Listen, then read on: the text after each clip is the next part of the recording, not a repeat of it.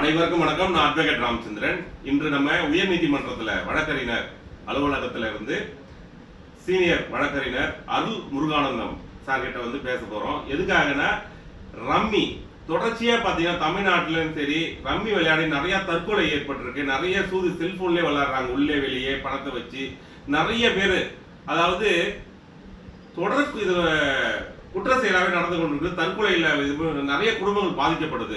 அதனால மத்திய அரசு வந்து ஒரு எஜுகேஷன் பண்ணியிருக்காங்க, ஒரு சட்டத்தை நிறைவேற்றிருக்காங்க. அதுக்கு சார் அதை பத்தி கொஞ்சம் விளக்கமா சொல்லுங்க சார். இப்ப மத்திய அரசாங்கம் ஆன்லைன் கேமிங் பில் 2025 அப்படிங்கிற சட்டத்தை கொண்டு வந்திருக்கிறாங்க. இந்த சட்டம் பார்லிமெண்ட்ல பாஸ் ஆகிருக்குது.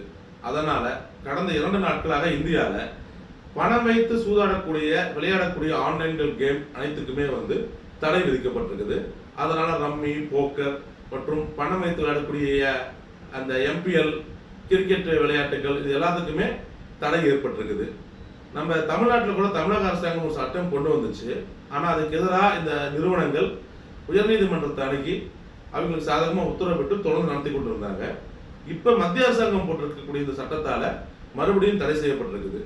கிட்டத்தட்ட 8 லட்சம் கோடி மதிப்பு இந்த சூதாட்ட தொழில், ஆன்லைன் சூதாட்ட தொழிலுடைய மதிப்பு 8 லட்சம் கோடி அப்படின்னு சொல்றாங்க. இதுல அரசாங்கத்துக்கு பல லட்சங்கள், பல கோடிகள், சில லட்சம் கோடிகள் வந்து வெறும் டாக்ஸா மட்டும் வந்துட்டு இருந்துச்சு. இருந்தாலும் மத்திய அரசாங்கத்துக்கு எத்தனையோ விமர்சனங்கள் இருந்தாலும் அதையெல்லாம் தாண்டி ஒரு நல்ல செயல் செஞ்சிருக்கிறாங்க.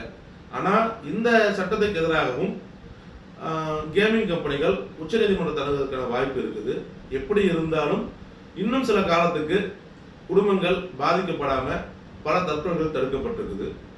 ஆனால் இந்த சட்டம் உச்சநீதிமன்றத்தால் ரத்து செய்யப்பட்டாலோ அல்லது ரம்மி போன்ற விளையாட்டுகளுக்கு மறுபடியும் விதிவிலக்கு கொடுக்கப்பட்டாலோ நிச்சயமா மக்கள் பாதிக்கப்படுவாங்க.